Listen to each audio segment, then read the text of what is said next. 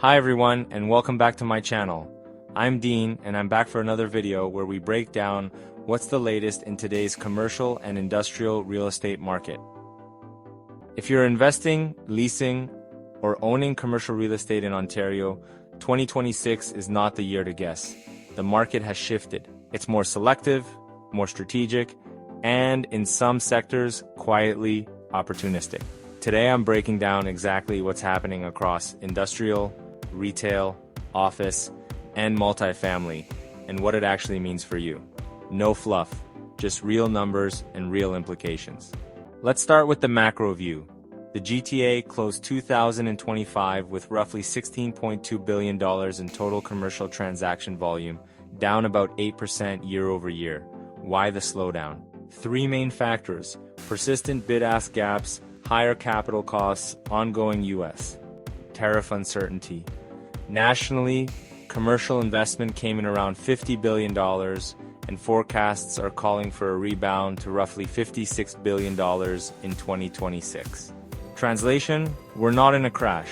We're in a pricing reset and stabilization phase. The Bank of Canada is holding rates at 2.25%, and the easing cycle appears to be over. That means we shouldn't expect rate cuts to drive momentum this year. Deals will happen because they make sense, not because money is suddenly cheap. Industrial remains fundamentally strong, but it's no longer the landlord-dominated market we saw during the boom. Rents have declined for 5 consecutive quarters, but appear to be stabilizing around $17 per square foot GTA-wide. About 5 million square feet delivered in 2025, much of it still unleased, and there's 8.6 million square feet still under construction. Right now, it's tenant-friendly.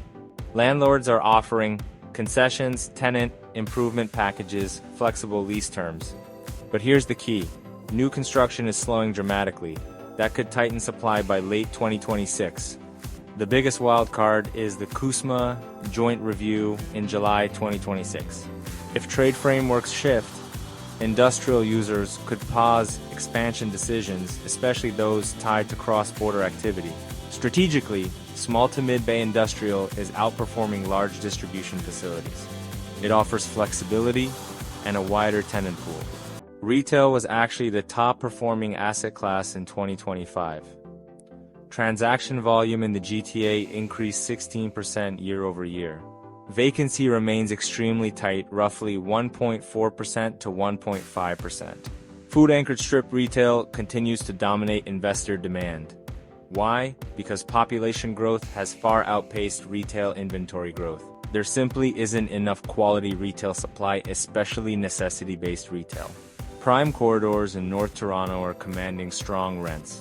Cap rates remain competitive for well-located assets. Retail isn't flashy, but it's defensive, and investors know it. This is where it gets interesting.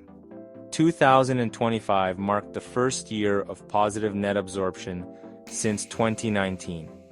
Downtown Toronto vacancy improved to 15%. Class AAA vacancy is below 3%. That's significant. Return to office mandates from major banks and the Ontario provincial government are driving real demand. But here's the nuance. The office market is extremely bifurcated. Class A, transit-oriented buildings, are leasing. Older Class B and C product, especially far from transit, is struggling. There were over 200 Class A deals last year, compared to fewer than 50 Class B transactions. Suburban Class A, particularly near transit, in Mississauga, Oakville, and Markham, is also seeing renewed interest. Financing is loosening for premium office but remains tight for secondary assets. If you own Class A in the right location, this is a stabilization year. If you own older office without a repositioning strategy, the pressure remains. Multifamily investment volume dipped slightly year over year. The main issue is condo inventory overhang. There are record unsold condo units, which is pressuring resale values and rental rates for new completions. The long-term thesis still holds. Homeownership remains unaffordable for many, which supports rental demand. But rapid rent growth is over for now. 2026 is being described as a transition year as supply continues to deliver. Investors need to be realistic on underwriting assumptions. A few major regulatory shifts are now in effect. Capital gains inclusion rate increase, impacting corporate property dispositions. Ontario rent increase cap for 2026 set at 2.1% for applicable units. Bill 60 amendments to the Construction Act introducing new holdback release rules. Ontario Building Code. Updates allowing mass timber construction up to 18 stories. These are not minor tweaks. They directly affect project feasibility and exit math. Here's the bottom line. Industrial. Be selective. Focus on small to mid-bay. Retail. Food-anchored strip remains highly competitive. Office. Class A is the recovery trade. Avoid stranded B and C without a clear strategy. Multifamily. Underwrite conservatively. Expect stabilization, not explosive growth. 2026 is about discipline, clarity, and positioning, not hype. If you're holding, acquiring, or repositioning commercial assets in Ontario, this is the year strategy matters more than momentum. Let's make smart moves, not reactive ones. That's a wrap. If you found these insights helpful, make sure to like, subscribe, and share.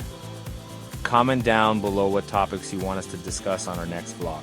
If you want a tailored breakdown of how these shifts impact your specific property or portfolio, reach out to me and my team today. We'd be more than excited to help you find your perfect space to start your 2026 goals. Thanks for tuning in, and I'll see you in the next update.